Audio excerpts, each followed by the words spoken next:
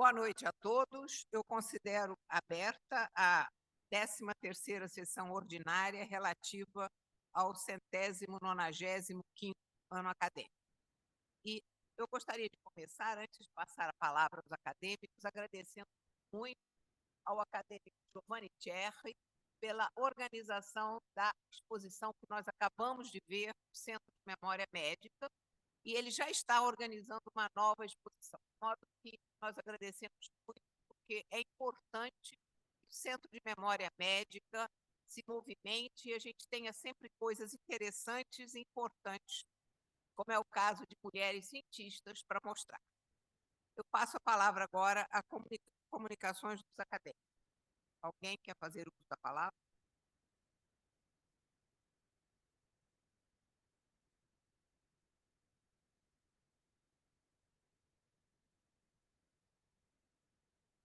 Bom, então nós vamos continuar com a ordem do dia, a ética médica revisitada, e eu gostaria de convidar os palestrantes para tomarem assento à mesa. O acadêmico Antônio Egídio Nardi, o acadêmico Jorge de Rezende Filho, bom, infelizmente o acadêmico Flávio Kapczynski não está aí, e o acadêmico Marcelo Zugaib, que fará os comentários final. Por favor. E acadêmico Maurício Magalhães, por favor.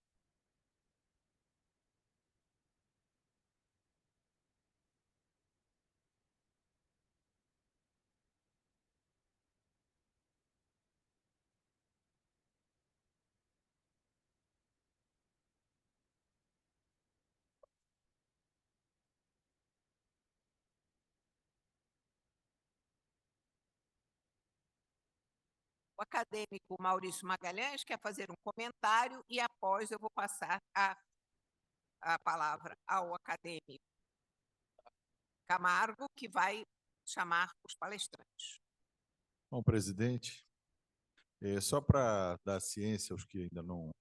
Nós tivemos ontem aqui uma reunião do programa Jovens Líderes, Jovens Lideranças Médicas da Academia, juntamente com as ligas acadêmicas do Estado do Rio de Janeiro e com o programa de jovens médicos do CREMERG, e que foi uma reunião, no nosso entendimento, muito bem sucedida. Nós tivemos mais de 100 jovens médicos, acadêmicos e médicos aqui, e foi uma reunião muito produtiva. Foi um tema que eles sugeriram, que foi sobre ações médicas em grandes catástrofes, e tivemos várias apresentações realmente muito interessantes, e o Corpo de Bombeiro do Rio de Janeiro teve uma atuação importante com alguns voluntários, e um grupo grande foi para lá, e foram relatadas todas as ações, um trabalho em relação aos Médicos Sem Fronteira.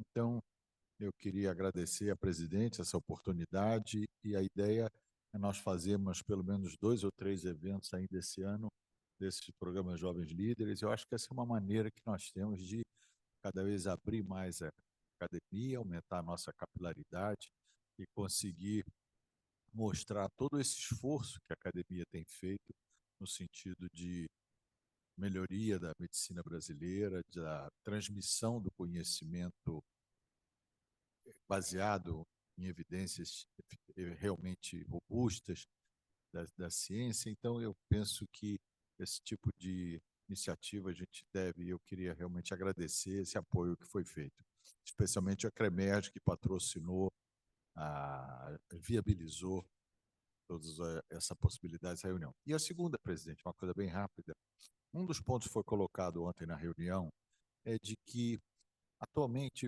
por essa prescrição digital que nós temos do CREMERG, você só consegue fazer receitas simples, que eles chamam, e a receita de antibiótico e alguns medicamentos. A receita azul e amarela não é possível fazer.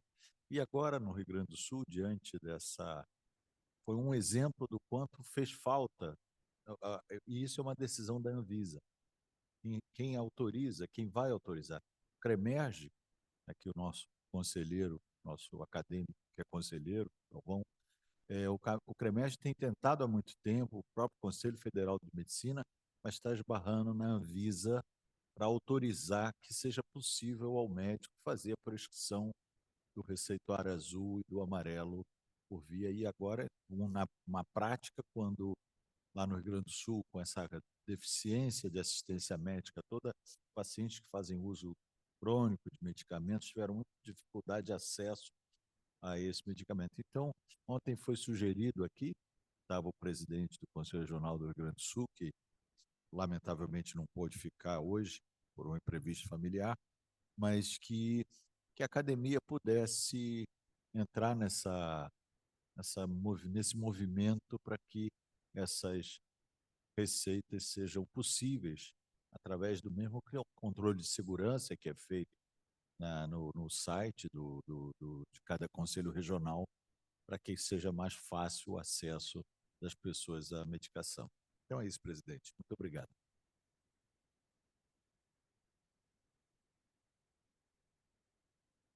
O acadêmico Camargo conduzirá o simpósio.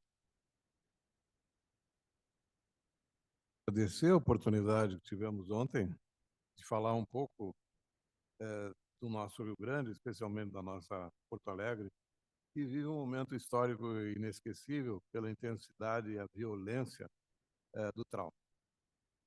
22% dos gaúchos foram, de alguma maneira, diretamente atingidos por esse acidente climático. Isso significa mais de 2 milhões de pessoas, né?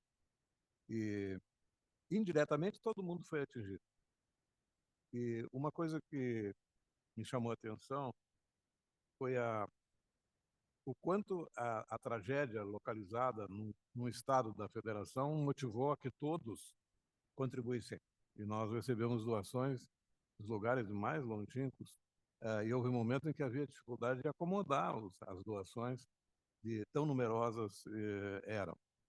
E os voluntariados também foram muito evidentes, né? E a quantidade de pessoas trabalhando unicamente para fazer o bem, né? Que é uma coisa que comove a quem está de fora, e especialmente se essa pessoa tem uma relação afetiva com o que está acontecendo. Uma coisa que me chamou a atenção, não sei se provavelmente alguns viram na internet, um vídeo para mostrar que esses acidentes climáticos eles têm uma certa lógica e eles se repetem. Esse vídeo dava conta, Maurício, de uma família alemã. O chefe da família era Blumenau, que é a origem da cidade de Santa Catarina, Blumenau, e ele emigrou para o Brasil na metade do século 1850, com grande fome na Europa, e eles emigraram. E ele recebeu 2 conselhos: emigrem para o Brasil, porque lá tem muitos alemães já estabelecidos, e tenham muito cuidado com os selvagens, os índios do Vale do Itajaí-Açu, que eles são muito violentos. Eles chegaram em Santa Catarina e se estabeleceram na margem oposta, depois que eles perceberam que os indígenas estavam num platô. Eles se estabeleceram na margem oposta. Ficaram 2 anos lá, não aconteceu nada, sempre de olho nos indígenas. Colheram, festejaram, foram tudo muito bem. 2 anos depois, o Blumenau resolveu visitar os índios. E se apresentou lá, foi muito bem recebido, contou das vicissitudes da Europa naquele momento, e agradeceu muito a receptividade que eles tiveram e pediu desculpa pelo mau jeito de terem ocupado terras dos indígenas sem consultá-los. E o cacique disse: essas terras não são nossas, mas são de quem? Essas terras são das águas. E a cada 15 anos tem uma inundação no Vale do Itajaí, comprometendo principalmente Blumenau. Quando a gente teve essa grande enchente em 1941, em que se reproduziu muito claramente o que aconteceu agora, o mesmo grau de inundação e tal, as pessoas achavam que isso nunca mais se repetiria, né? E hoje todo mundo diz, não, é porque desmatou, porque não protegeram a natureza, mas em 1941 não existia nenhuma agressão à natureza que se saiba, e aconteceu um fenômeno exatamente da mesma dimensão. a história tende a se repetir, nós sabemos pouco sobre isso ainda, e agora estamos tentando remendar os estragos, e foram muitos. E uma das coisas que mais chamou a atenção é que os rios que desaguam no Guaíba, eles estão impactados, eles não drenam. Há 2 dias atrás, tivemos uma chuva forte durante a noite e já alagou tudo de novo. Quer dizer, não há drenagem, porque provavelmente o leito dos rios estão obstruídos por corpos de animais. Grandes tropas de gado foram arrastados pela correnteza, foram documentadas essas passagens de animais em grande fluxo, né? E não foram encontrados. E é comovente ver o esforço da Polícia Militar tentando descobrir cadáveres que possam estar embaixo dos deslizamentos, né? E de vez em quando descobre-se algum, e nós temos 44 porto-alegrenses desaparecidos, muito provavelmente mortos, que ainda não foram encontrados. É uma tragédia difícil de mencionar, sem contar a condição anímica que baixou muito, as pessoas estão muito tristes. Eu próprio tive várias noites que eu acordava de madrugada, a gente acordava com a sensação de que estava acordando um pesadelo, só para ter consciência que aquilo estava acontecendo mesmo. Foi muito ruim. E essa depressão, nós ainda não estamos recuperados. E não há como não agradecer as muitas mãos que foram estendidas para nos socorrer. Obrigado.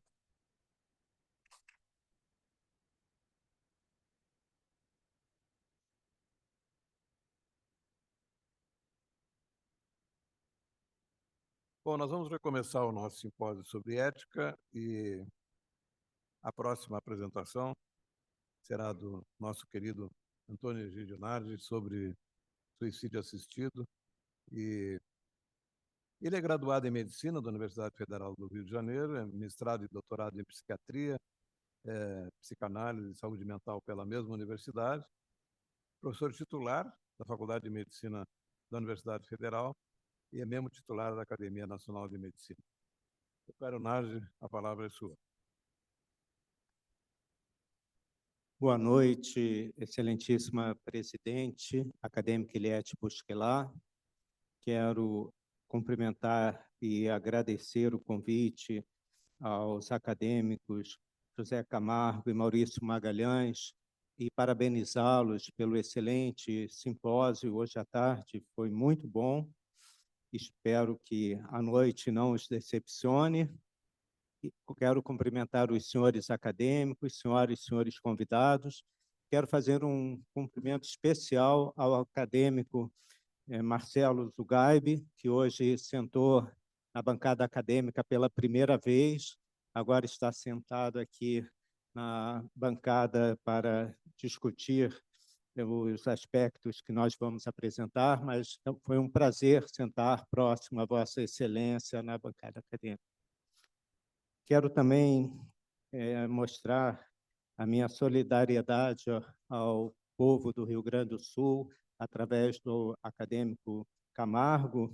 Estive em contato sempre com o acadêmico Flávio Kapizinski, e por uma dessas ironias da vida, o acadêmico Flávio Kapizinski organizou um simpósio justamente naquele final de semana pior da catástrofe. Eu, como mais alguns colegas psiquiatras, nos encontrávamos em Porto Alegre, o aeroporto fechou, foi realmente uma situação horrível e deu para sentir um pouco tudo que vocês passaram e passam ainda, e através do Flávio Kapizinski e de outras entidades, tentei ajudar da melhor forma possível para atenuar um pouco essa situação tão grave. Bom, indo ao tema que me foi sugerido, suicídio assistido, é um tema muito delicado e eu acho que eu trarei mais dúvidas do que certezas, mas tentarei mostrar que a vida, e assim como a morte, elas podem ser dignas e nós podemos atenuar o sofrimento durante a vida de diferentes maneiras. A medicina, certamente, é uma das formas de atenuar o sofrimento, mas nós temos que encarar a morte como um fato real da vida. A morte, ela já teve várias conotações e ainda hoje, dependendo da linha de pensamento que as pessoas sigam, pode ter várias interpretações. Eu acho esse quadro do século XVIII, A Morte de Sócrates, bastante emblemático quando nós falamos de suicídio, suicídio assistido, porque Sócrates teve, em parte, um suicídio decretado pela lei de Atenas. Quer dizer, a justiça o condenou à morte, a uma espécie de suicídio assistido. Ele teve que tomar um veneno para morrer. E, apesar de todos os seus discípulos tentarem convencê-lo do contrário, ele, como uma pessoa legalista que seguia as leis de Atenas, ele tomou o veneno e assim morreu, mostrando que a interpretação desse ato pode ter conotações legais e conotações éticas bem diferentes, e nós temos que estar prontos para discutir como médicos e como seres humanos. O que é exatamente o suicídio assistido? O suicídio assistido, como o nome bem traduz, é uma forma da pessoa se matar tendo um apoio médico ou paramédico dentro da lei, que, por várias questões éticas que devem ser seguidas e questões legais, a pessoa pode optar por morrer e, assim, o fazer através da lei e com um método indolor, um método que atenue um possível sofrimento, uma possível situação irreversível e de grande sofrimento. É importante diferenciar eutanásia de suicídio assistido, porque muitas pessoas confundem esses dois termos, assim como confundem eutanásia, ortotanásia e distanásia. Então, no caso da eutanásia e do suicídio assistido, a eutanásia, ao indivíduo que está com um sofrimento intenso, ele não tem uma capacidade de decidir. E quem age em relação ao óbito, em relação à morte, é um médico ou alguém de uma equipe de saúde, dependendo do local, dependendo do país, que vai determinar, então, o final daquele sofrimento e a morte do indivíduo. No suicídio assistido, o indivíduo é que solicita, é que pede, então tem que ter um quadro de lucidez, tem que ter um quadro onde a pessoa possa julgar o que realmente deseja e seguir alguns preceitos legais que, como eu falei, variam um pouco de país a país, de estado em estado, como no caso dos Estados Unidos, onde a lei não é igual em todos os estados. Já no caso da ortotanásia, é apenas um método de tirar todo tipo de manutenção de vida de forma invasiva e deixar a natureza seguir o seu caminho. Eu acho importante frisar que na ortotanásia nem sempre o indivíduo morre. Eu mesmo conheço um caso bem próximo a mim de uma pessoa com um quadro de pancreatite muito grave, totalmente sem grandes esperanças pela medicina e várias intervenções invasivas. Teve um momento que a equipe médica sentiu que estava exagerando um pouco na distanásia, que é manter aquela pessoa com grande sofrimento, e o próprio paciente, era um quadro de pancreatite, no momento de lucidez, falou: olha, não façam mais nada comigo, deixem eu morrer, deixem eu seguir meu caminho. E assim foi feito. E a pessoa está viva até hoje e bem. A pessoa foi se recuperando, a medicina parou de atrapalhar a evolução daquela pancreatite, Galvão, e a pessoa está viva até hoje. Isso já tem mais de 30 anos. Então, mostrando que, às vezes, a ortotanásia ela pode favorecer também, já que muitas vezes nós, médicos, invadimos demais os pacientes. Mas em relação ao suicídio assistido, quando o caso é famoso, quando uma pessoa é pública, quando a pessoa é notória, o caso acaba recebendo uma forte marketing da imprensa e isso acaba estimulando pessoas comuns. Recentemente, nós tivemos o caso do cineasta Jean-Luc Godard. Inclusive, depois a família desmentiu e tudo, mas tudo leva a crer que foi um suicídio assistido. Pelo pouco que eu acompanhei pela mídia, ele foi para a França, morreu rodeado pela família, rapidamente, foi tudo organizado e de uma forma que realmente leva a pensar no suicídio assistido. Ele estava muito doente, sofrendo demais, a família rapidamente foi para a Suíça e lá ele realizou o suicídio assistido. Então, isso ganhou algo público e notório. Um outro caso também bem famoso e assim de uma forma até que nos faz pensar em relação ao suicídio assistido de uma maneira também existencial foi o caso desse cientista David Goodall, que com 104 anos solicitou o suicídio assistido. E aqui nós temos uma foto, ele, no último café da manhã dele, junto ao médico e junto a uma amiga dele, e ele se despedindo das pessoas. Duas frases dele que eu selecionei que são importantes. Lamento profundamente ter chegado a esta idade, disse o cientista no dia do aniversário dele para um canal da ABC. Meu sentimento é que uma pessoa velha como eu deve ter plenos direitos de cidadania, incluindo o direito ao suicídio assistido. Realmente, isso vai muito de acordo com o que eu penso em relação à vida. A pessoa deve ter a possibilidade, dentro de um juízo crítico, dentro de uma realidade que ela vive, nesse caso, esse senhor vinha sofrendo e pôde optar por isso. Mas nós não podemos julgar todos os casos. Por exemplo, né, do Stephen Hawking.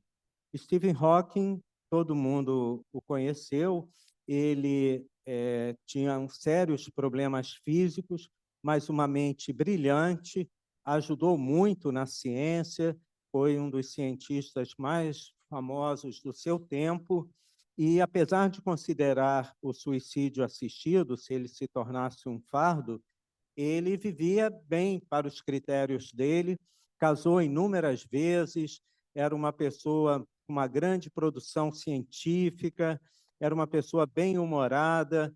Então, nós não podemos julgar todos os casos e cada pessoa tem um íntimo, tem um mundo próprio, subjetivo, que deve ser avaliado.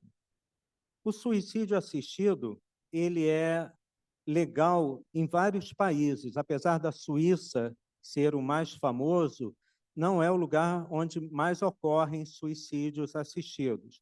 Aqui na América do Sul, nós temos a Colômbia, temos o Canadá na América, alguns estados dos Estados Unidos, e na Europa nós temos vários países, inclusive a Holanda, onde é o país que mais ocorrem suicídios assistidos. Mas até mesmo na Itália, na Alemanha, é possível realizar um suicídio assistido, apenas a burocracia legal para permitir isso é extremamente difícil, complicada e traz, às vezes, tanto sofrimento quanto a própria doença. Mas, enfim, pode chegar lá. Nos Estados Unidos, esses estados que estão em cinza, eles permitem o suicídio assistido, outros cinza escuro, né? Outros, a legislação permite em casos excepcionais, alguns outros ali em marrom mais claro, a legislação pode abrir uma exceção, uma excepcionalidade, e aquele em cinza bem claro, o suicídio assistido é proibido em todos os casos. Foi feita uma pesquisa na Alemanha recentemente em relação ao que as pessoas achavam a respeito de suicídio assistido, porque, como eu mencionei, na Alemanha é possível, apenas tem uma burocracia muito grande em relação a isso. E favoráveis, praticamente 2/3 da população, e contra apenas 13%. E muitos indecisos, 20%, mas certamente esses indecisos queriam apenas uma segurança maior, que o suicídio assistido não seria algo banalizado, realizado facilmente ou para qualquer tipo de sofrimento. Tem vários trabalhos a respeito do suicídio assistido, como esse trabalho publicado na Lancet, onde mostram vários países europeus, e o país com maior taxa de suicídio assistido de 2007 a 2017 é a Holanda. Mas vocês veem que outros países também têm o suicídio assistido, e a Suíça é esse cinza aqui do meio. Ela perde para a Holanda e para a Bélgica, que são pouco citadas na mídia, né? A Itália teve o seu primeiro caso de suicídio assistido bem recentemente e ganhou grande repercussão na mídia internacional e na mídia italiana. Uma pessoa de 44 anos, um rapaz que teve um acidente de carro e ficou 12 anos sofrendo as consequências graves do suicídio assistido, do acidente, e solicitando o suicídio assistido. Foi capa de diversas revistas, jornais, e ele conseguiu ter um descanso digno, que eu acho que toda pessoa tem direito. Entretanto, na própria Itália, ou melhor dizendo, num país dentro da Itália, no Vaticano, houve uma reunião recente, em 2019, com líderes religiosos, vários, não apenas católicos, mas vários líderes religiosos, e todos condenaram, saiu um documento dessa reunião, condenando o suicídio assistido de qualquer forma. Eu entendo que, até por uma questão político-religiosa, os religiosos acabam tendo que tomar uma postura contra a morte, e de uma forma assim para toda a população. Mas nós sabemos que na intimidade, que caso a caso, que o suicídio assistido é uma questão muito de caso a caso. Nós sabemos que vários religiosos entendem, inclusive, essa postura ética de permitir o suicídio assistido. Mas, oficialmente, todas as religiões, e esse documento é um documento importante, de acesso fácil na internet, há uma posição contrária a esse comportamento. Existem vários livros em relação a questões éticas e médicas do suicídio assistido. Esse é um livro assim que eu acho mais completo e mais atual, mas ele não regula o suicídio assistido, como dá uma ideia no título. Ele apenas descreve as várias leis em todos esses países e como agir em relação a isso, dá algumas sugestões para alguns países diminuírem a burocracia, como a Itália, a Alemanha e alguns estados dos Estados Unidos. O Medscape, que é um site de informação médica muito acessado, ele, volta e meia, tem algum tipo de mensagem ou reportagem sobre o suicídio assistido. E, recentemente, ele fez uma entrevista com alguns médicos a respeito do suicídio assistido e mostrou, nessa entrevista, 3 médicos com 3 opiniões diferentes, 3 médicos americanos.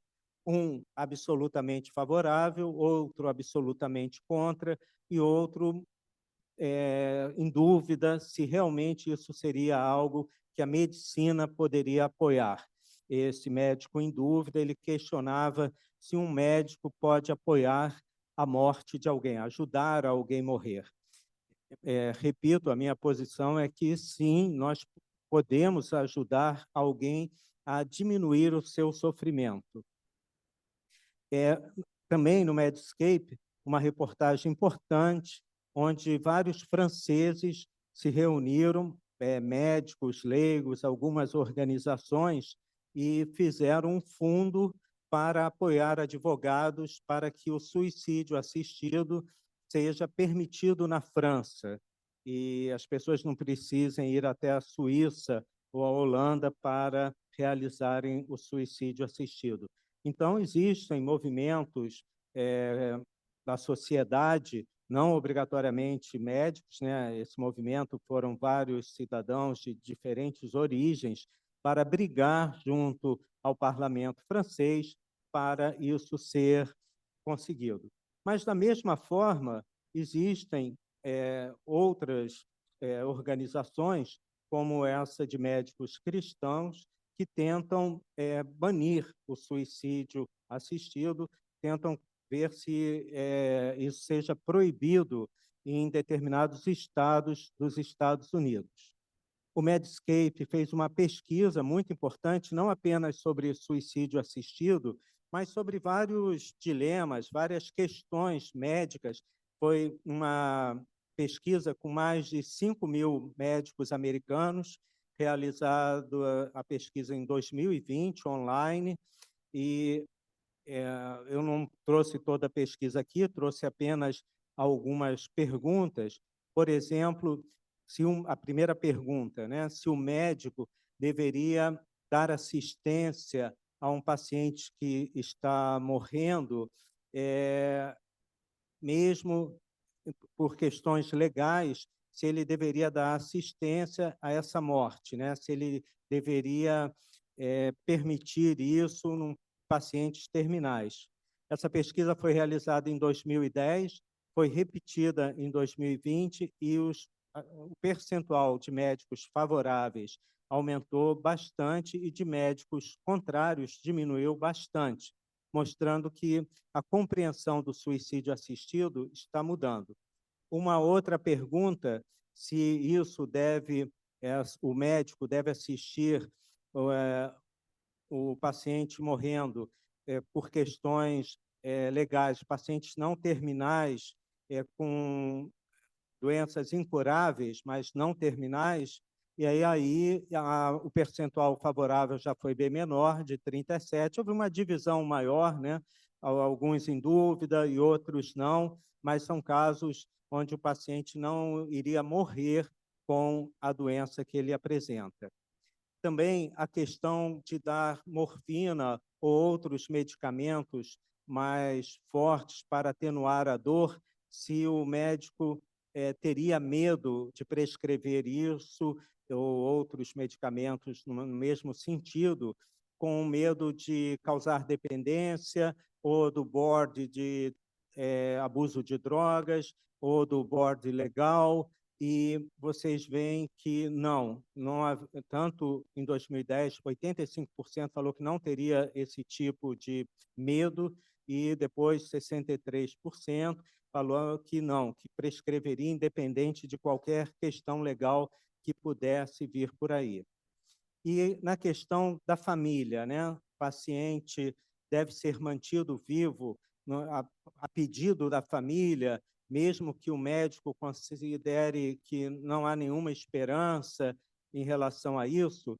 Isso aumentou para 44%, quer dizer, quase a metade dos médicos americanos em 2020 participaram desse estudo, consideram que sim, se a família pede, ele tem que parar e pensar um pouco mais. E aqui a questão se o paciente terminal deve ter o direito de escolher o tratamento dele. 43% acham que sim e outros não, ou depende, mostrando que não há nenhum consenso em relação a isso. nós, psiquiatras, temos várias dificuldades em relação, porque nós lutamos contra o suicídio, né? O suicídio, atos suicida, muitas vezes ligado a transtornos mentais, desde que começamos a estudar psiquiatria. E, de repente, falar sobre o suicídio assistido, defender o suicídio assistido, muitas vezes faz com que o nosso cérebro dê uma chacoalhada, porque não é o nosso habitual. Eu já acompanhei alguns casos psiquiátricos gravíssimos, onde o paciente falou, não, eu vou para a Suíça, eu vou para a Colômbia, porque alguns entram na internet e já sabem que na Colômbia é permitido, mas tanto na Suíça quanto na Colômbia, o suicídio assistido não é permitido para pessoas com doença mental.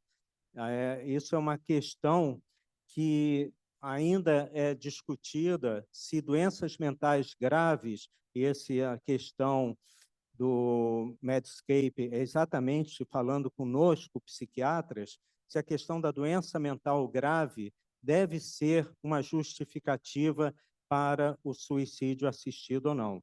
Também saiu nessa reportagem, nesse editorial, no Canadian Medical Association Journal, se exatamente até onde a doença mental grave pode ser um motivo para o suicídio assistido. No meu ponto de vista, se o paciente, mesmo com doença mental grave, ele tiver um suporte emocional da família, ele não pensa em suicídio nem em suicídio assistido. O apoio da família, evidentemente, eu falo de quem cuida daquela pessoa, nem sempre é alguém consanguíneo. É fundamental para o doente mental não pensar no suicídio assistido. Mas o suicídio assistido tem a sua ética, ele é algo necessário que a gente discuta, que todos nós possamos pensar em relação a ele. Como eu falei aqui de situações que eu participei, conversando com familiares de pacientes com doença mental grave, e muitas vezes o paciente pedindo para ter o suicídio assistido, era mais um momento de desespero, um momento de desamparo, um momento até de uma certa, um pedido de ajuda do paciente à família, ao médico, à equipe que vem tratando dele, do que um real desejo de morrer. Tanto que nenhum desses pacientes foi para o suicídio assistido e todos depois reconheceram que a vida, por mais difícil que seja, por pior que seja a doença mental, ela pode ter uma justificativa, um exemplo e, às vezes, até um momento de felicidade. A ética é muito importante, né? Schopenhauer demonstra isso. Nós temos que ter compaixão para com os nossos semelhantes, nós temos que pensar no outro, no sofrimento do outro, na evolução maligna de alguns casos que nós acompanhamos na medicina, em diversas especialidades, e o indivíduo deve ter a capacidade de decidir. Hoje em dia, banalizaram muito o diagnóstico, por exemplo, de doença de Alzheimer. Doença de Alzheimer, nós sabemos que é uma doença maligna, não tem nenhum tratamento eficaz. Os tratamentos que existem hoje na farmácia são todos placebos, não funcionam em nada, não retardam em nada a evolução do Alzheimer, mas o diagnóstico, às vezes, é dado de uma forma muito errada, fria, e o paciente apenas faz um teste neuropsicológico e o médico acaba sugerindo isso a eles. Muitos pensam em suicídio após esse diagnóstico e outros pensam que, em algum momento, vão desejar o suicídio assistido. É claro que, caso seja Alzheimer mesmo, é muito complicado, porque o paciente tem que estar lúcido e com total capacidade de decidir a morte dele. Esse direito à morte digna não é fácil, temos que ver caso a caso, temos que examinar o paciente E eu acho que nesses países onde isso é possível, é algo demorado. O caso da Itália, por exemplo, demorou 12 anos para o indivíduo ter direito ao suicídio assistido. Mesmo em países onde o marketing do suicídio assistido é maior, como na Suíça, não é chegar lá e ter um atestado médico e conseguir o suicídio assistido. Então, nós temos que ter uma avaliação muito humana, próxima a cada pessoa, mas certamente ninguém merece sofrer algo terrível, uma dor, uma evolução deteriorante, sem que ele possa desejar não sofrer isso. Obrigado pela atenção de vocês.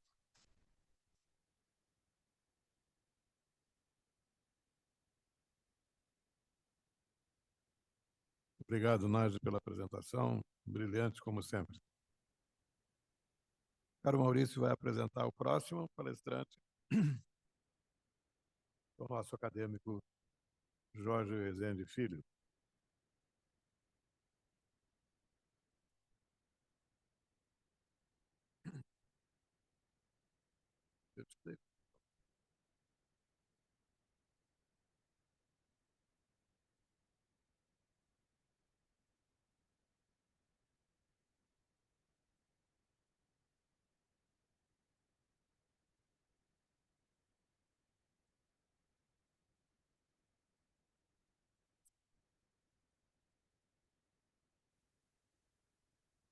Obrigado, presidente. Bom, eu tenho a honra e o privilégio de apresentar o professor Jorge Rezende Filho, que é graduado em Medicina pela UFRJ, residência médica, mestrado, doutorado em Medicina pela UFRJ, MBA em Saúde pelo COPEAD, livre docente em Clínica Obstétrica pela Faculdade de Medicina da Universidade de São Paulo.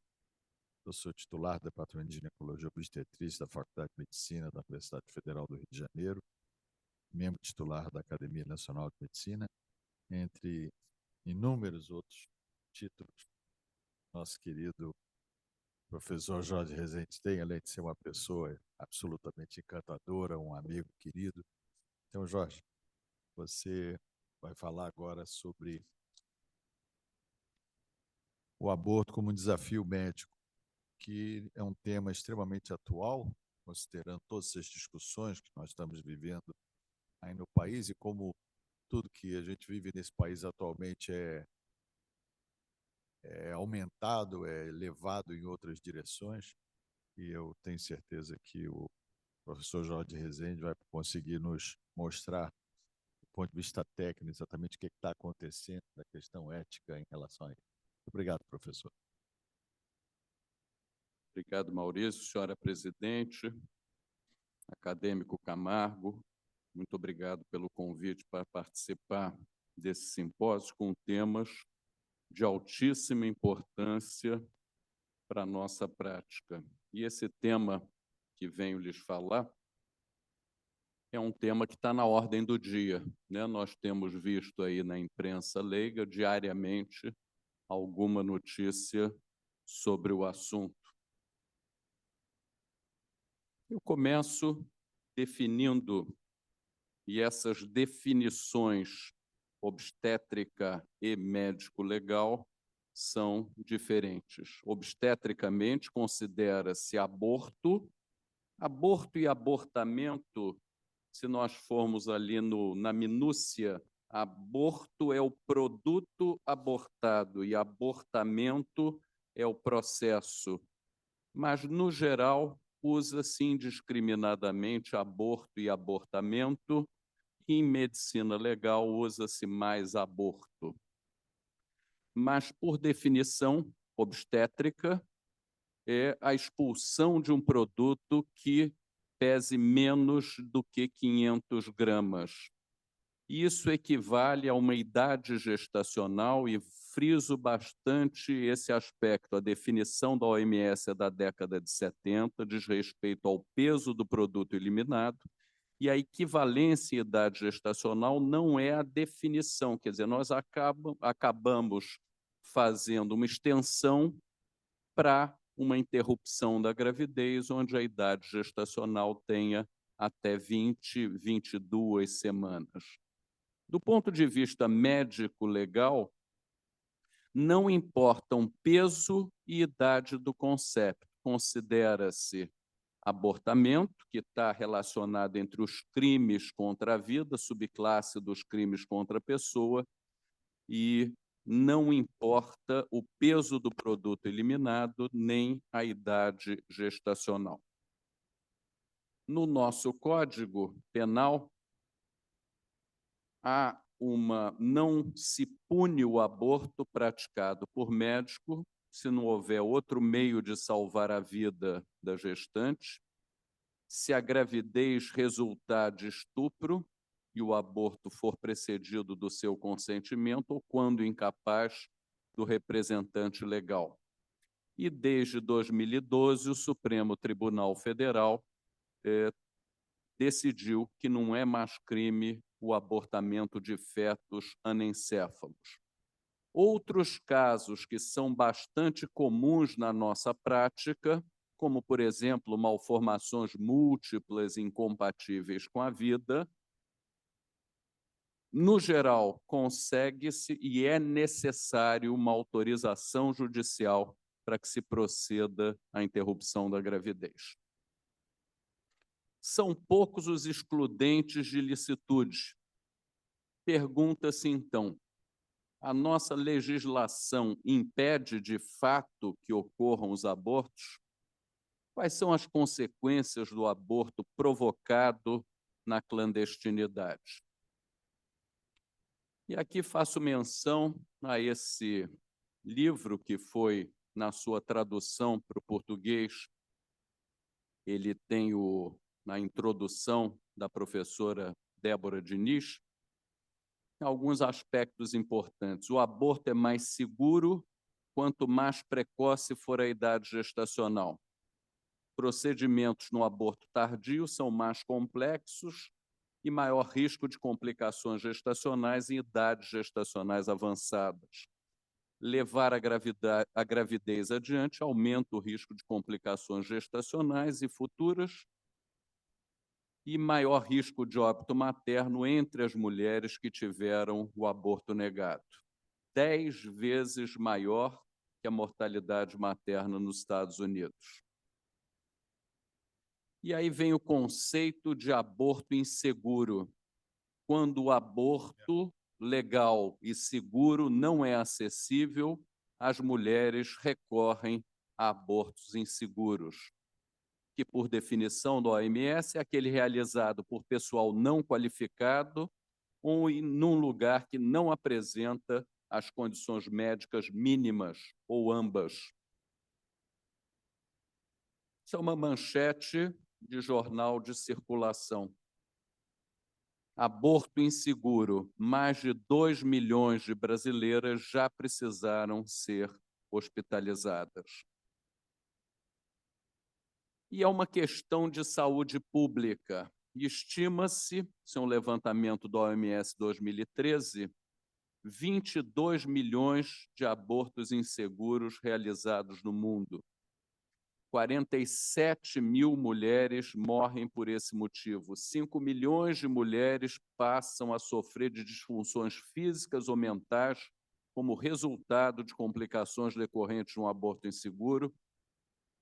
Não importam o uso de contraceptivo e a redução de gravidezes indesejadas, a previsão é de umas 33 milhões de usuárias de anticoncepcionais.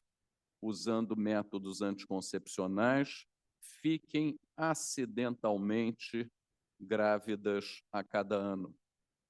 O aborto, ser ou não legal, não produz nenhum efeito sobre as necessidades de praticá-lo, porém, afeta dramaticamente o acesso das mulheres a um aborto em condições seguras. E aí a gente fala de mortalidade materna. Infelizmente, as cifras chamam a atenção, seja nas reuniões científicas, seja num jornal de grande circulação. A quarta causa de morte materna direta no Brasil, quinta causa de morte materna entre todas, 77 mortes maternas no ano de 2006 até 2015, subestimada, maior quando investigam óbitos de mulheres em idade fértil e ampliam definição e prazo, incluindo menção ao aborto. Que dizem esses dados oficiais, por certo, subnotificados, mas os cadernos de saúde pública, essa publicação de 2020, 770 óbitos maternos por aborto em 2006 e 2015, maior risco de óbito em pretas, indígenas, mulheres de baixa escolaridade, crianças abaixo de 14 ou mulheres acima de 40 anos, que vivem nas regiões Norte, Nordeste, Centro-Oeste e que não têm companheiro. 35% das mortes maternas não são computadas nos dados oficiais, é o que diz essa pesquisa. E dou aqui um exemplo dramático. IG, 30 anos, trabalhava como babá, estava grávida de 4 meses, era mãe de 3 filhos, com 9, 7, 2 anos. Submetida a um procedimento de aborto com um talo de mamona inserido até o útero, segundo o irmão, não era o seu primeiro aborto. Morre de infecção generalizada depois de 7 dias internadas. Infelizmente, é um caso real. Dados da Vigilância Epidemiológica de Mortalidade Materna de 2022. Eis aí os números de aborto. E nos lugares onde o aborto passou a ser permitido por lei, nota-se uma diminuição importante da mortalidade materna. Eu, no geral, quando venho falar sobre o assunto, eu lembro sempre dessa obra de arte que está na minha casa, um globo dividido aqui na linha do Equador, e uma escada onde o habitante do hemisfério norte busca a riqueza no hemisfério sul e vai acumulando ali no hemisfério norte. E guarda muita relação com a distribuição dos países onde o aborto é permitido no nosso mundo atual. Esse é um trabalho do Lancet recente, mostrando que as gravidezes indesejadas, aqui a distribuição por renda, por região, e as que chama muito a atenção é que, independentemente de ser permitido ou não, as mulheres decidem interromper. O grande problema é que nos lugares onde as restrições são maiores, nós temos mais taxa de abortos inseguros. Pensam alguns que, após a legalização, aumentaria o número de abortos. Não é o que se tem visto. Após a legalização, diminui o número de abortos, diminui, obviamente, o número de abortos inseguros, porque aumenta o acesso dessas mulheres aos serviços de saúde e elas agora passam a ser orientadas também para a contracepção. Mas falemos um pouco da violência. Da violência, do estupro, que até pouco tempo atrás impunha à mulher um boletim de ocorrência. E já não é de hoje que não é necessário boletim de ocorrência ou autorização judicial para realizar aborto legal em caso de violência sexual. Alegarão alguns médicos ter objeção de consciência para esse tipo de interrupção da gravidez, apesar de prevista e plenamente respaldada pela lei. O Código de Ética Médica, no entanto, veda ao médico descumprir legislação específica e nomeia aí abortamento. É dever do médico informar a mulher sobre seus direitos e, no caso de objeção de consciência, deve garantir atenção ao abortamento por outro profissional da instituição ou outro serviço. Eis os números da estimativa da taxa de abortos por 1.000 mulheres no nosso Brasil. Os números são parecidos.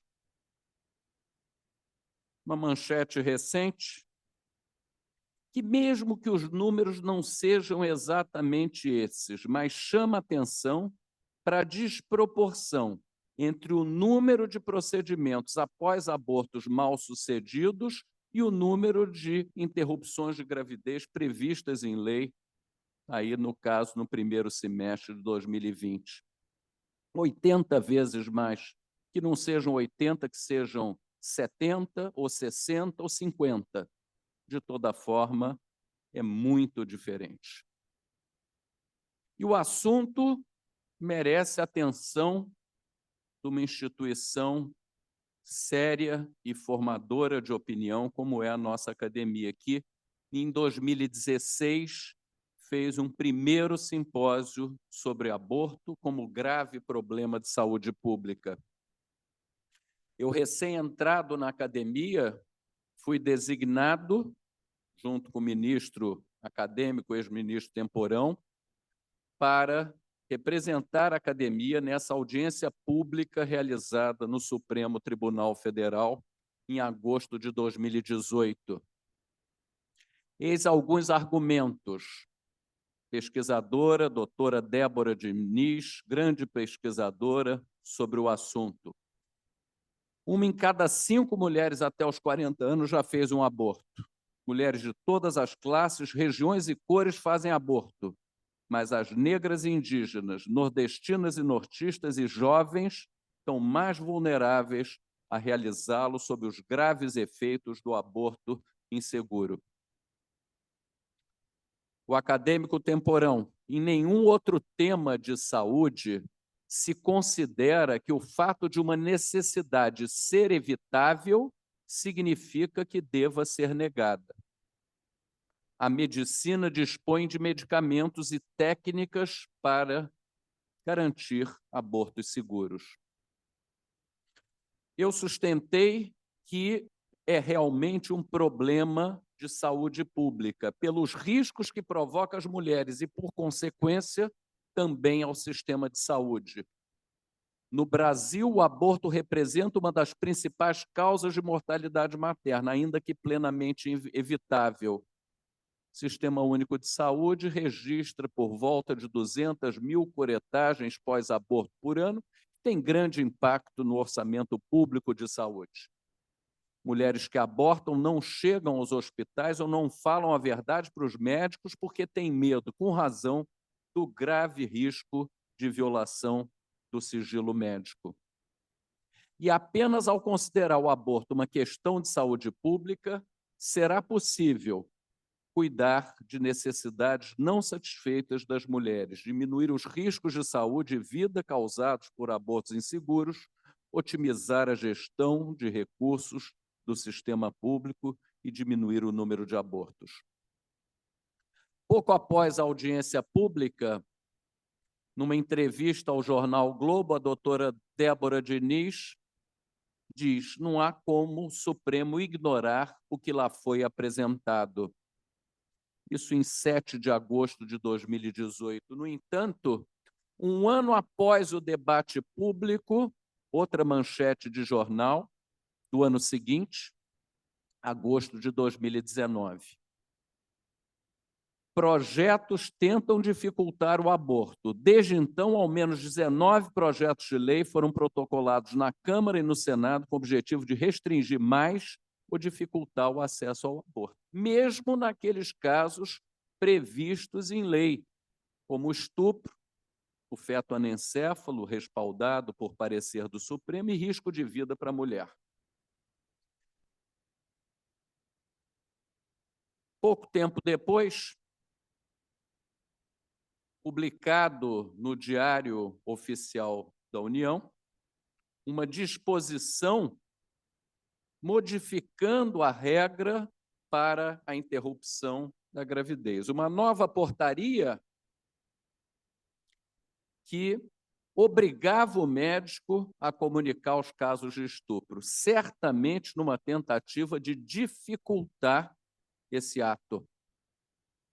Isso motivou uma mobilização de Senado e Câmara com propostas para derrubar essa portaria do Ministério da Saúde, foi amplamente discutido e questionada no Supremo Tribunal Federal, até que, um tempo depois, o Ministério da Saúde atualiza novamente os procedimentos para aborto no SUS, voltando a deixar de exigir o boletim de ocorrência ou a notificação policial.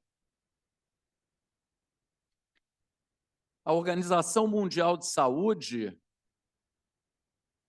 propõe a descriminalização ampla do aborto, entendendo que só assim as mulheres terão acesso a um aborto seguro.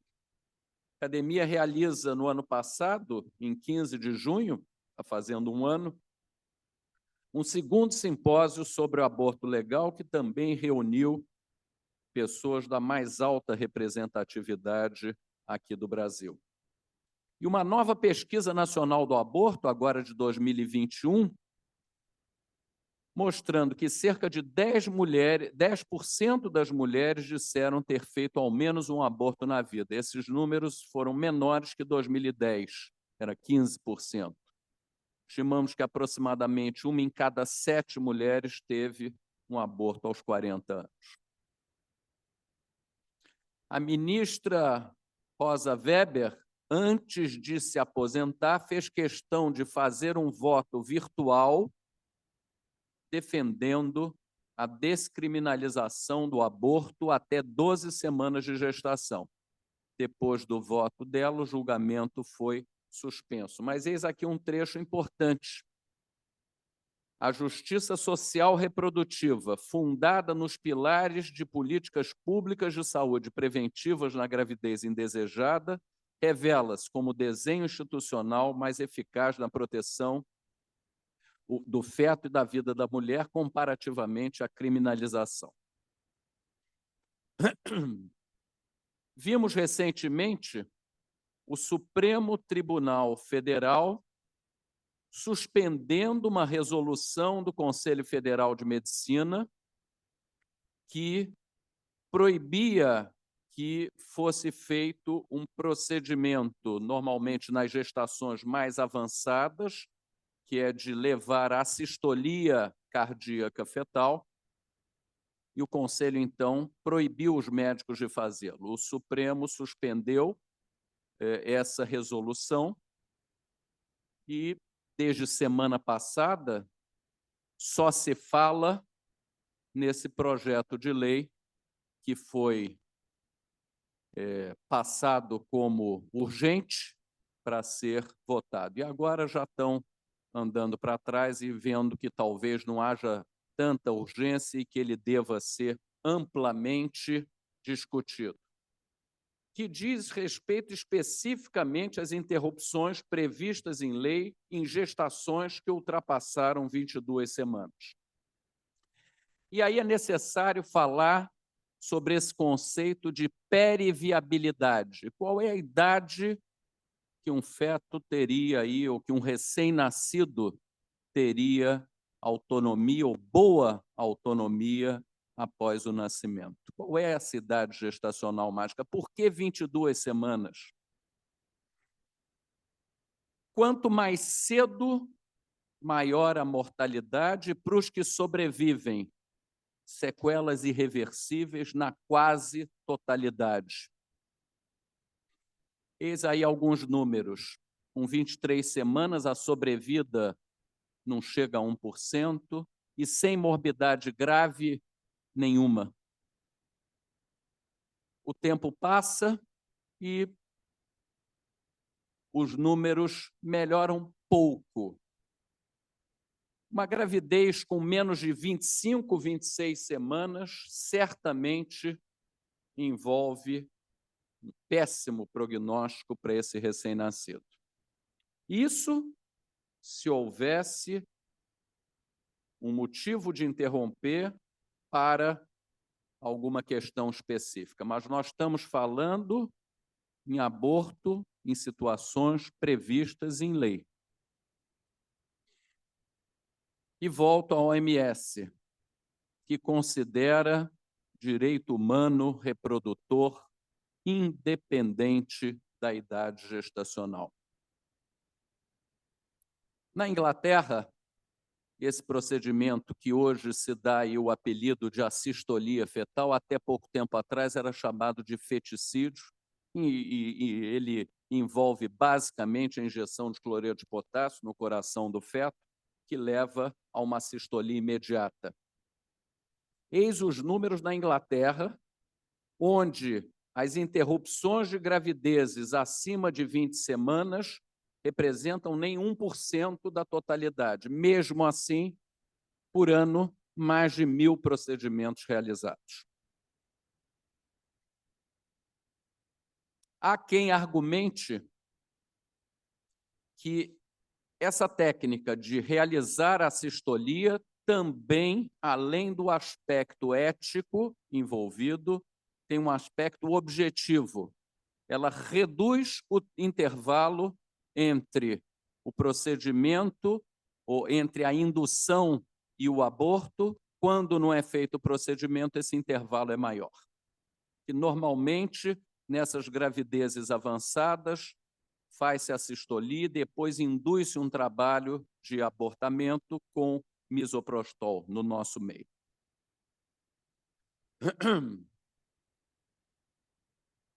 E para os que são contrários ao procedimento de realizar a assistolia, esses fetos não sobrevivem.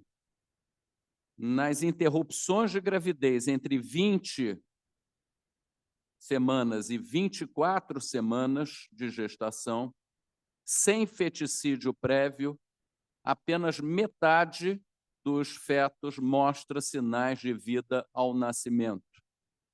E a sobrevida média de 32 minutos. Isso foi tema essa semana de uma entrevista muito rica que tive a oportunidade de participar, com o jornalista Felipe Moura Brasil, filho do nosso acadêmico Oswaldo, num canal absolutamente independente. Então, fala-se o que pensa, e eu acho isso muito importante. As restrições ao aborto são um risco para a mulher na Argentina, diz ONG. A Argentina legaliza o aborto e se põe na vanguarda dos direitos sociais na América Latina. Colômbia descriminaliza o aborto até a 24ª semana de gestação e a Suprema Corte do México anuncia a descriminalização do aborto. Num simpósio sobre saúde da mulher, aqui recentemente apresentado, mostrei... Tenta botar o vídeo aí, Genilson, que eu não consigo aqui. Para mim, ele não entra, não roda. Não. Pour l'adoption, 780. 4 de março de 2024. O aborto sendo anunciado na França como um direito constitucional. Essa foi a reação da população na rua.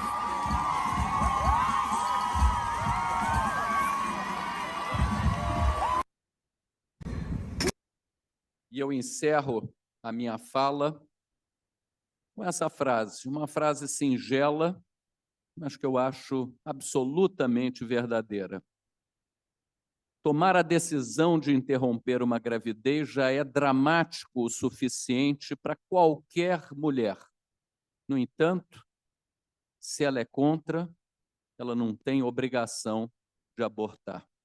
É uma escolha pessoal e cabe a cada mulher decidir.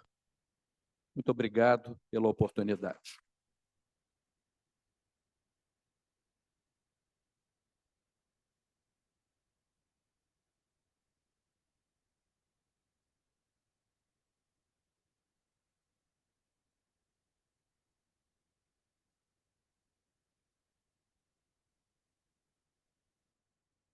Eu gostaria de chamar agora o nosso primeiro comentarista, o acadêmico Flávio Kapczynski, por favor.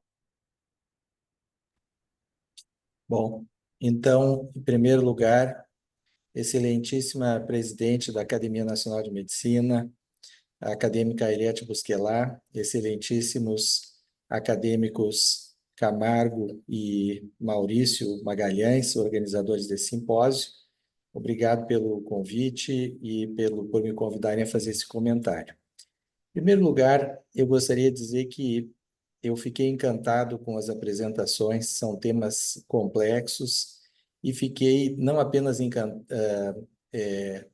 encantado com a qualidade da apresentação, mas emocionado com a apresentação do professor Rezende, que foi a última. E eu farei uma pergunta para o professor Rezende e também para o professor e acadêmico Nardi. Ao professor Rezende, eu gostaria de perguntar, na sua opinião, o que leva aos nossos colegas médicos e até o conselho que nos representa a ter, às vezes, uma atitude tão pouco empática com o drama, como aquele de adolescentes que sofreram violência sexual, que já estão num ambiente tremendamente adverso e que, com uma gestação, às vezes aos 12 anos de idade, ficarão com a sua vida restrita em inúmeros aspectos. E, na sua opinião, o que levaria as nossas associações e aos próprios médicos a se posicionarem de forma tão, pouco empática, eu diria, com o drama que essas mulheres vivenciam? E para o professor Nardi, acadêmico Nardi, eu perguntaria uma outra coisa. Eu acompanhei, no tempo que tive a oportunidade de lecionar e trabalhar no Canadá, eu acompanhei a forma que eles levavam a questão do suicídio assistido, que eles chamam lá de morte assistida, assisted death. E aí, então, eu vi o nível de profissionalismo que isso envolve. São equipes multidisciplinares, não é um processo rápido, e é um processo tomado junto com o paciente, junto com a família, esse tipo de decisão, e ele envolve muito mais, lá pelo menos, não tanto a questão de suicídio, não suicídio, é mais uma questão paliativa, de alívio do sofrimento, de situações extremamente dolorosas, às vezes degradantes, que as pessoas se encontram literalmente aprisionadas. E eu perguntaria ao professor Nardi, quando o diagnóstico de Alzheimer, por exemplo, outras doenças neurodegenerativas, é feito com bons critérios acadêmicos e o prognóstico é sabido, e às vezes isso se dá precocemente, existem apresentações do Alzheimer que podem ocorrer aos 50 anos de idade, e o indivíduo está plenamente consciente naquele momento do que o espera, como que você encara? Seria isso algo que poderia ser defensável, né, dentro de um transtorno neuropsiquiátrico? Como é que ficaria a questão ética? Então, com esse comentário e essas duas perguntas, mais uma vez eu agradeço à mesa pela excelência dos trabalhos e cumprimento todos, mas cumprimentando o professor Rezende com a sua maravilhosa aula que encerra esse simpósio, eu passo então a palavra de volta à mesa. Muito obrigado, acadêmico Kapczynski. Você gostaria de se manifestar, acadêmico Rezende? Por favor.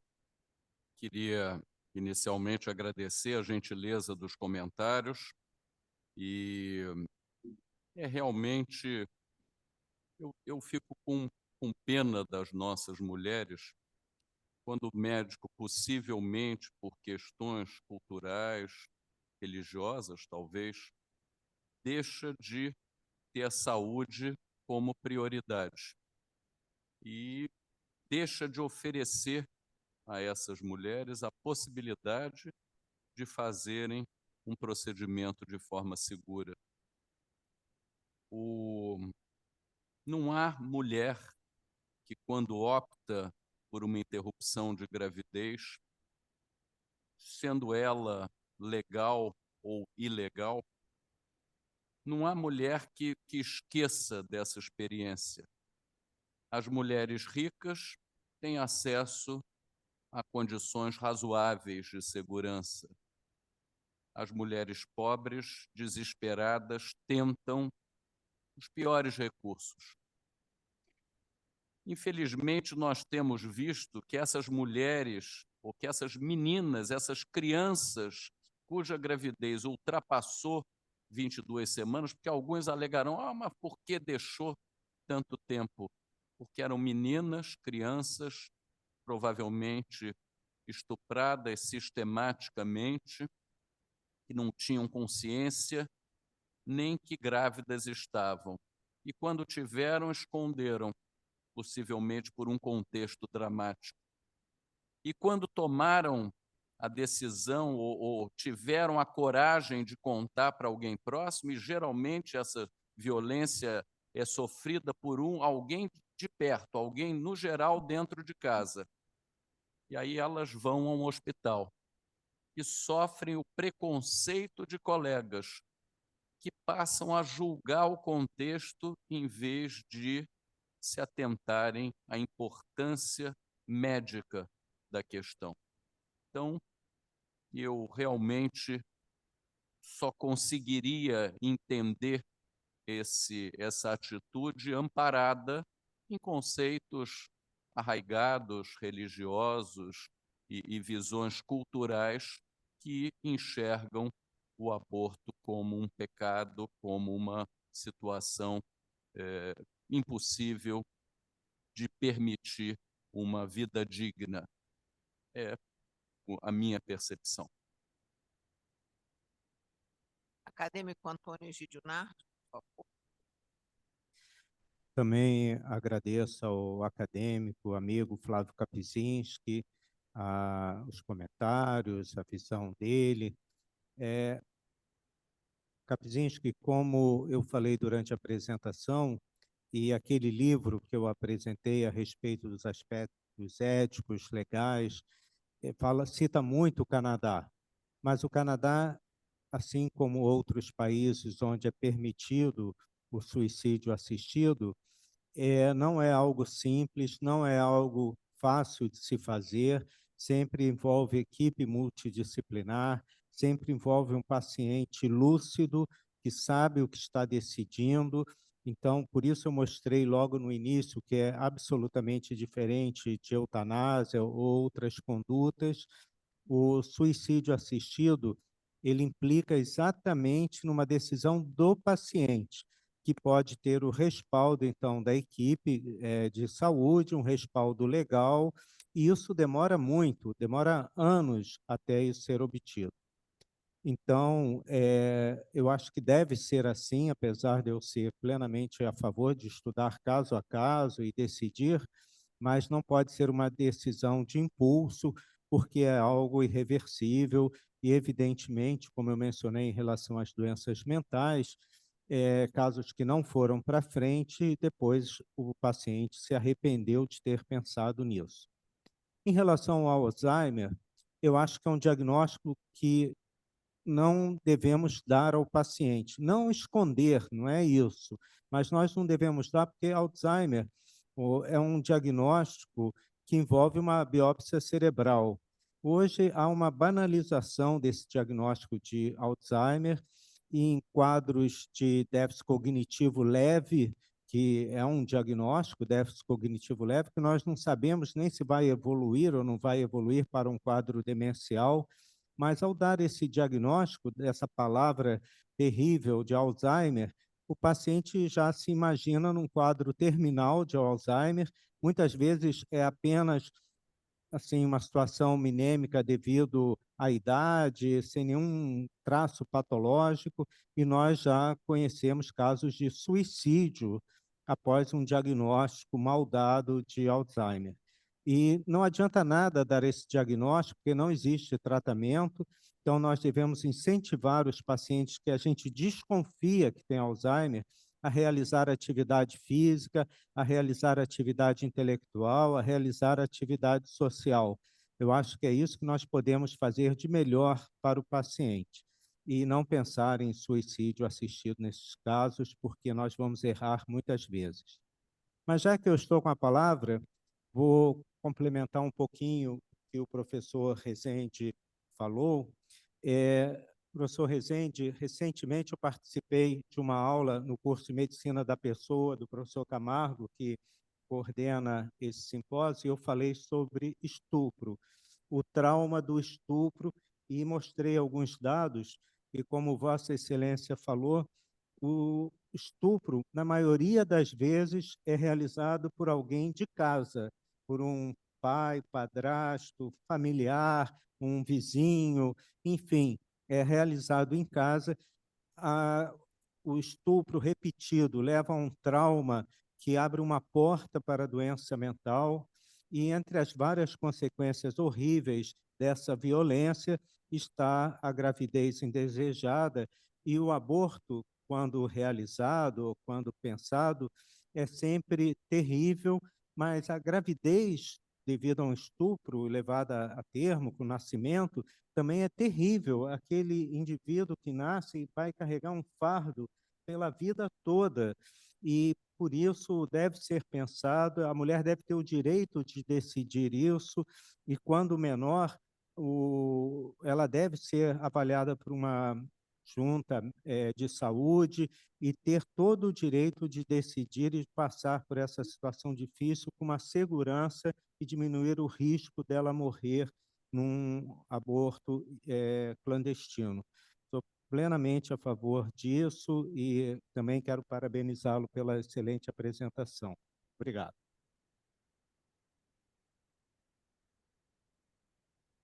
Agora nós teremos o prazer de ouvir o nosso novel acadêmico com seus comentários. Por favor, acadêmico Zugai.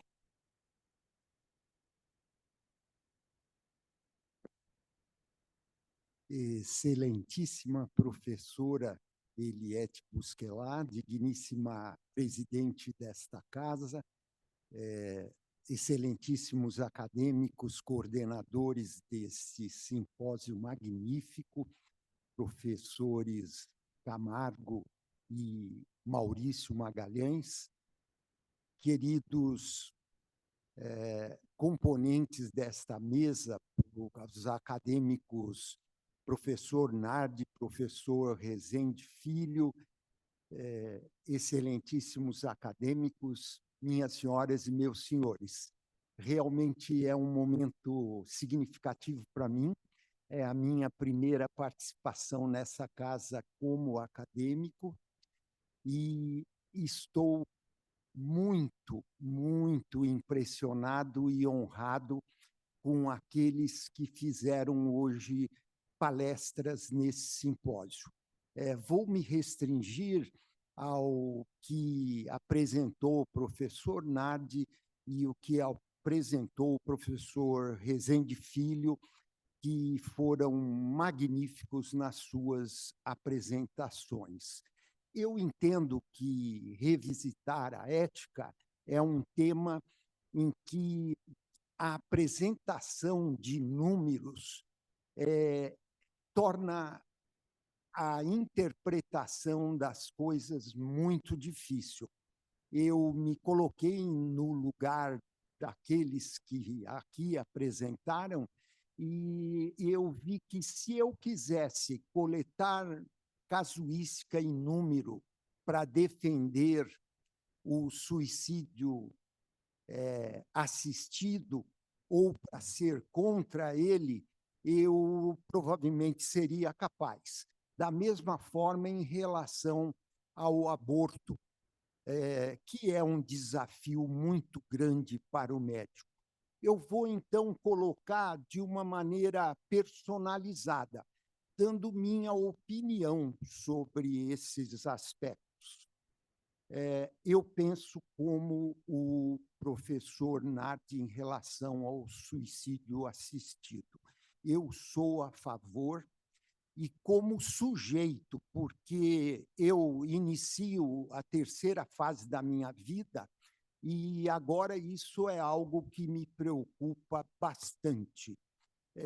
Eu gostaria de fazer o meu testamento para a terminalidade da minha vida. Portugal, através da legislação, aprovou isso. Óbvio que não conseguiu ainda avançar, aprovando a eutanásia, o suicídio assistido, mas eles estão numa comunidade, que é a comunidade europeia, onde o indivíduo poderá ter o seu desejo concretizado indo a um país onde a legislação permite. E óbvio que eu não quero aqui defender o que não está na legislação, porque aí já, por princípio, é ser antiético. Mas eu quero mostrar aqui qual é o meu sentimento. E eu também sou a favor da legalização do aborto. E por que assim eu penso hoje na minha vida? Porque eu comecei acreditando que um dos direitos fundamentais do homem, que é o direito à vida, fosse um direito todo soberano e pairasse acima dos demais. Hoje eu penso diferente. Existem 3 direitos fundamentais que precisam ser levados em consideração em decisões relacionadas com a terminalidade da vida ou com o início da vida. São o direito à vida, o direito à liberdade e o direito à dignidade. Manter uma vida sem dignidade pode ser o desejo de alguém, e nós temos que lutar por esse desejo desse alguém. Não seria o meu desejo. Uma vida sem dignidade, eu prefiro abreviá-la. Estou falando isso tanto na terminalidade como no início da vida. Eu não tenho vivência em relação à terminalidade da vida, nem como médico, nem como ser humano. Mas eu tenho uma significativa vivência em relação ao início da vida. E eu já passei por fases do tipo, quando começa a vida? Isso tudo é uma discussão que eu acabo considerando hoje sem sentido. Eu acho que começa na fecundação.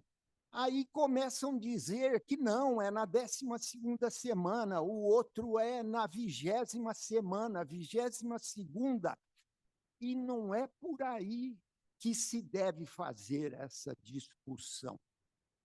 E, no momento, nós estamos vivendo uma turbulência em relação à legislação brasileira sobre o aborto e em relação à fiscalização da Casa de Ética, que são os conselhos regionais.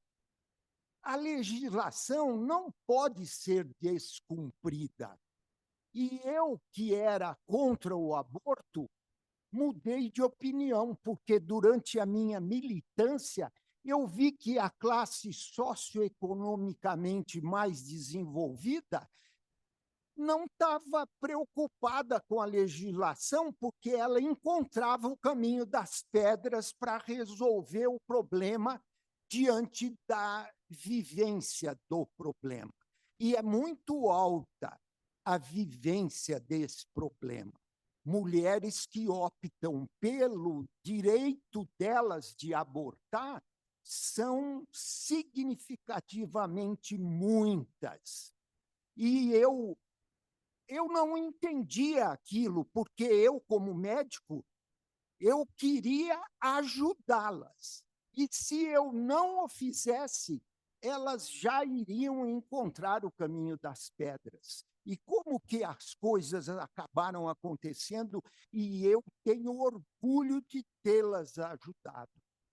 Porque elas vinham a mim e perguntavam se era seguro fazer com fulano, com Beltrano, que são médicos que fazem clandestinamente o aborto.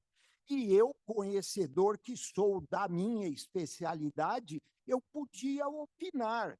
É seguro, sim, mas não é legal. E é um direito da pessoa escolher. Eu tive momentos de celebridades que pediram que eu ficasse de alerta, de plantão no telefone, caso acontecesse alguma coisa, o marido me chamaria para eu prestar um socorro. Agora, e as pobres coitadas da camada socioeconomicamente desfavorecida que a minha equipe e eu atendíamos no Hospital das Clínicas da Faculdade de Medicina da USP, com finais trágicos, com traumas emocionais que teriam provavelmente que carregar pelo resto da vida. Eu não suporto isso, então eu preciso dar o meu depoimento desta forma.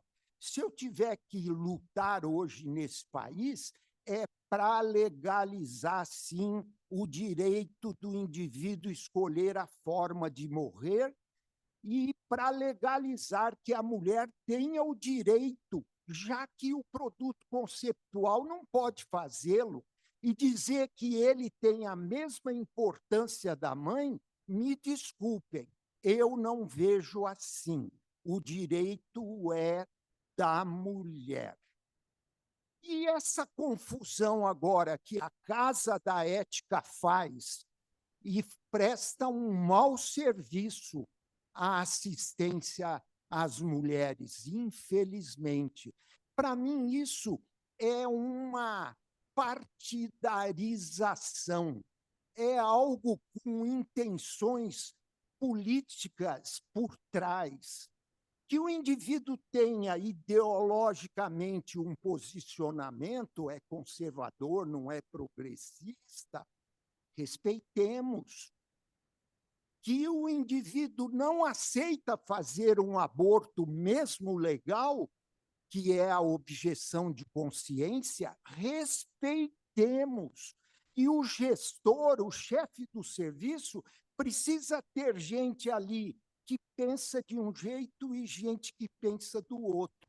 O indivíduo que não aceita fazer o aborto legal, ele pede licença para não fazê-lo e planeja-se dentro do serviço para fazer no dia seguinte, no dia subsequente, mas boicotar é absolutamente desumano.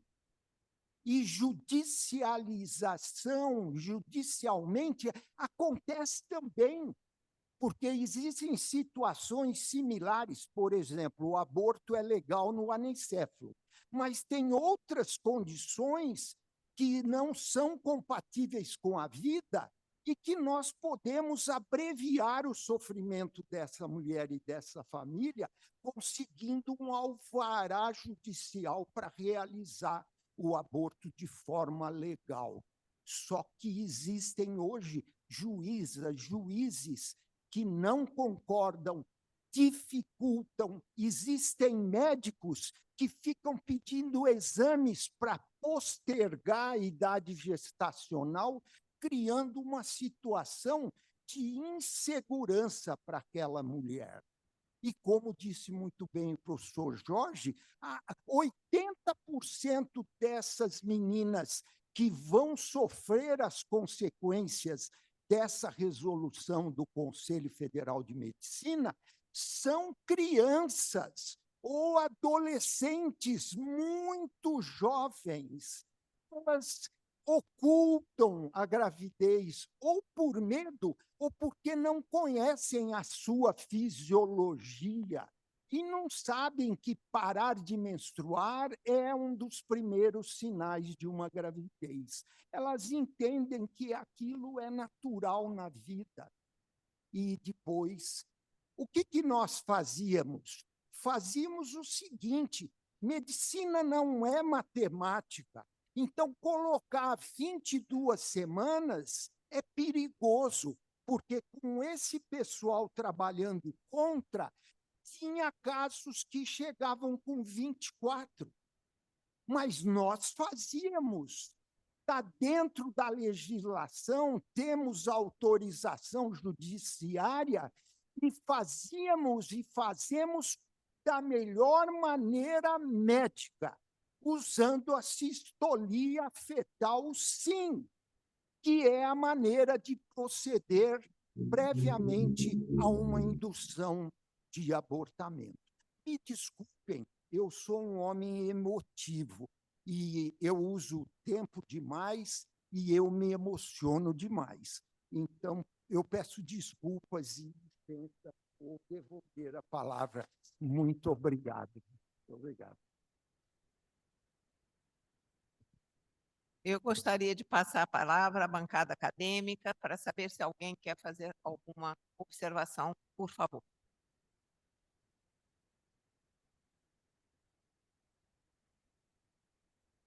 Se ninguém quer fazer observação, eu vou passar a palavra aos organizadores do simpósio. Desculpe, não vi. Acadêmico Galvão. Desculpe, Galvão. Obrigado, senhora presidente. Eu queria fazer uma indagação mais, talvez, ao Jorge, que convive mais com o problema. Eu concordo com os dois conferencistas, absolutamente. Mas eu vou perguntar algumas coisas que podem ter acontecido na vida de cada um. Existe o arrependimento pelo aborto? Deve existir, na prática. Então, posso incluir Marcelo também.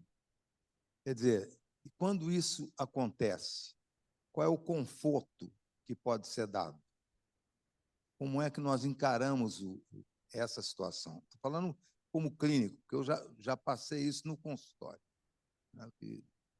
Alguns, os religiosos, mais religiosos, eu tenho um caso especial nesse assunto, que depois não conseguiu engravidar. Ela fez um aborto, depois não conseguiu mais engravidar. Eu tenho uma outra doente que teve um câncer de útero, culpando o aborto pelo câncer de útero. Quer dizer, são situações difíceis, né? São pessoas que falam, olha, eu fui punida por ter feito isso. Eu estou só relatando casos que eu acompanhei mais à distância do que perto, porque aí estariam mais a psiquiatria e a obstetrícia, a ginecologia e obstetrícia, só para saber da experiência de cada um do outro lado, né? Uma outra visão.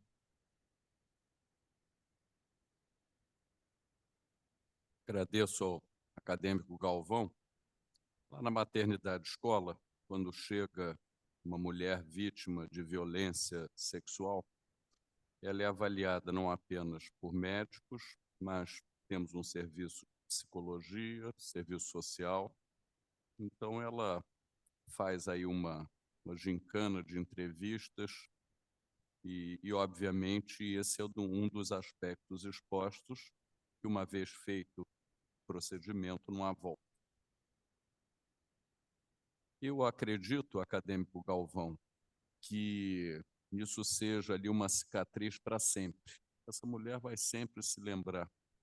Ela talvez consiga deixar essa lembrança numa gaveta ali bem fechadinha. Volta e meia ela vai visitar essa lembrança.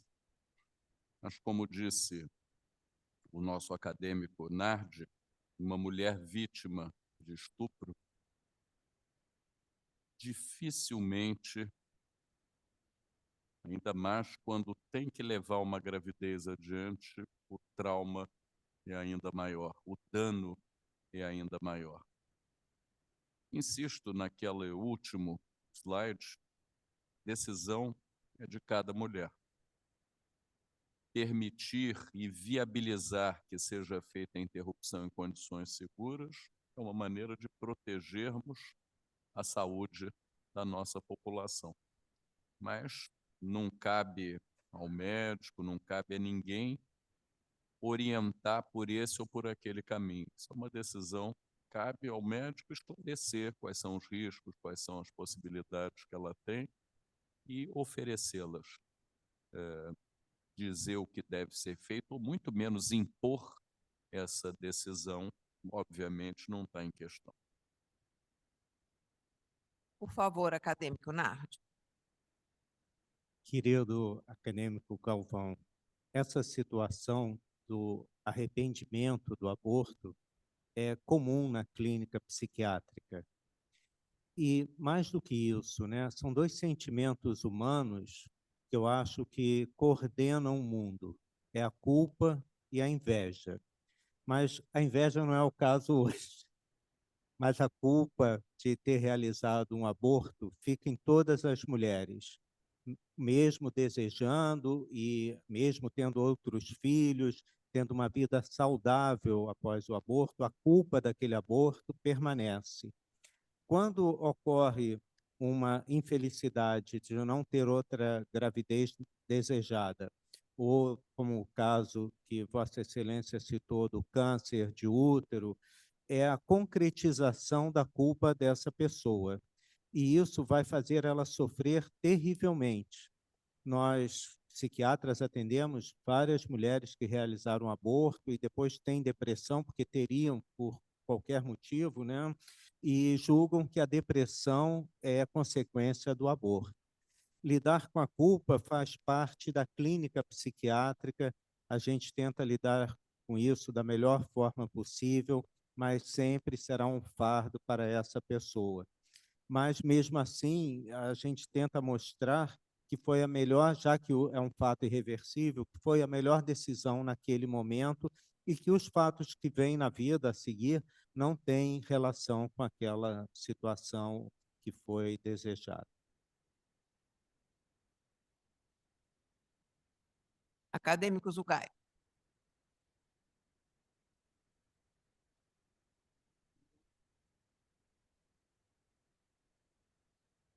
Sim, na minha vivência, professor Galvão, também lido e lidei com essa problemática da culpa, mas continuo defendendo o direito de que ela siga o caminho com toda a segurança prestada pelos médicos, sejam de clínicas privadas ou do Estado, e penso como o professor Nardi,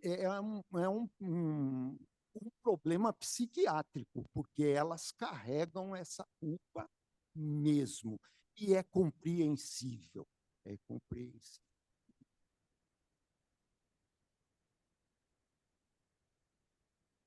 Eu gostaria agora de passar a palavra para os organizadores do simpósio, iniciando com o acadêmico Maurício Magalhães. Por favor. Obrigado, senhora excelentíssima presidente.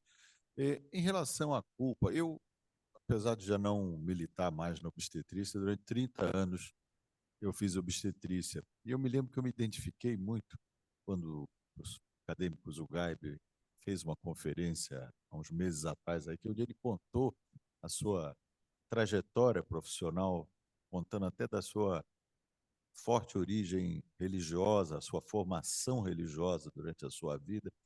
e como isso depois foi tendo que ser adaptado ao choque de realidade do que era prática. E todos nós que fizemos obstetrícia, eu que militei por muitos anos nisso, tivemos assim a tristeza de ver moças. Eu me lembro de moças de 16 anos já chegarem para mim um quadro de choque séptico e uma morte iminente em poucas horas. Não há quem não se sensibilize. Eu ainda não era pai nessa época, mas eu fico imaginando, eu me lembro dessa paciente, eu trabalhava na Varig, e era uma filha de funcionário, chegou lá já num quadro terminal, e eu consegui ela ser transferida rapidamente, depois acompanhar a tristeza daqueles pais. Então, não há quem não se sensibilize em, como médico que preza a vida, né, a gente procurar dar segurança às nossas pacientes, cuidar delas naquele momento. E em relação à culpa, eu penso que existe essa culpa, mas se ela volta, é quando ela sai da circunstância, que aquilo, o fato que ela está vivendo, claro que é quando ela sai dali, assim, eu preferiria não ter passado por isso. Se culpa, em algum momento ela culpa. Porque toda vez que acontece uma coisa conosco, nós de alguma maneira contribuímos para que aquilo tenha acontecido. Então, essa culpa existe, mas se ela voltar à posição, ela faria a mesma, tomaria a mesma decisão. E eu acho que isso, de alguma maneira, acalma essa culpa. Quer dizer assim, eu preferiria não ter passado por aqui, eu preferiria ter evitado que aquilo acontecesse. Mas, se eu tivesse naquela situação, eu teria feito mesmo. Então, eu penso que é uma grande evolução. Eu trabalhei na maternidade escola no início da minha carreira e eu fiquei muito feliz aqui de ver o Jorge colocando como é que isso funciona. Aí, essa celeridade e o profissionalismo, esse assunto é tratado sem emoção, quer dizer, é uma opção da mulher. Ela está ali devidamente acompanhada, se for menor, e se for maior, ela tem. E ela, uma vez devidamente avaliada e que aquilo esteja dentro das circunstâncias que a lei cobre, sem dúvida, eu acho que essa é a postura de apoio à mulher. E esse é o nosso papel. E esse foi o nosso compromisso como médico, é apoiar e cuidar das mulheres. E aí, é claro que essa questão da culpa é inevitável, mas essa não vai ser a única culpa que nós carregamos na vida, seguramente outras nós vamos carregar. Mas é isso, presidente. Eu queria mais uma vez parabenizar, porque o mérito de todo esse simpósio é do acadêmico Camargo, que idealizou. Nós tínhamos um tema que era muito instigante, que seria a castração química de pedófilos, mas nós tivemos uma certa dificuldade em conseguir juristas que viessem vir a falar. Nós conseguimos um, depois ele alegou motivo de viagem. Não, e é verdade, ele realmente viajou. Depois nós conseguimos uma desembargadora que foi nomeada pela Carmen Lúcia para ir para o Supremo Tribunal e teve que desistir, mas também seria um tema, e eu acho que para o futuro, né, Acadêmico Camargo, eu acho que a gente pode trazer, porque é uma reflexão também da castração química de pedófilos. Isso não existe jurisprudência, não existe, eu acho, não sei nem se em algum país isso está estabelecido, mas é um tema que eu acho que aqui a academia é o local correto para essas discussões. Então, parabéns, acadêmico. Eu só fiz foi lhe auxiliar como secretário da secção, é a minha obrigação. Muito obrigado e parabéns, presidente.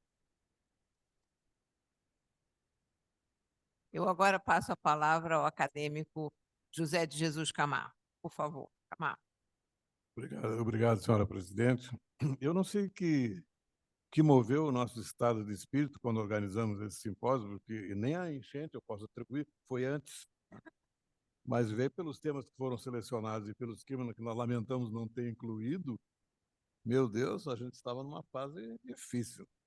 Bom, mas para terminar, eu queria agradecer aos que participaram, foram belíssimas apresentações, e queria recomendar, para encerrar com um clima mais leve, que é possível pensar em suicídio assistido de uma maneira mais leve.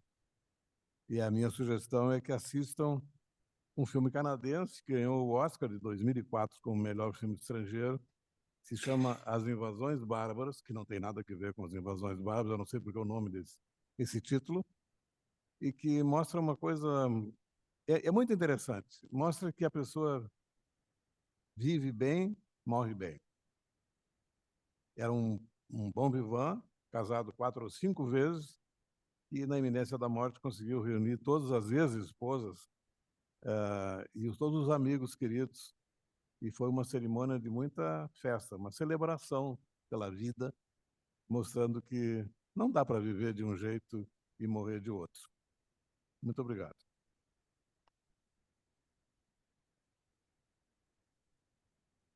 Eu acho que, mais uma vez, a academia agradece o excelente dia que tivemos hoje, com várias apresentações muito importantes e em temas extremamente instigantes, que muitas vezes nós temos medo até de tocar neles.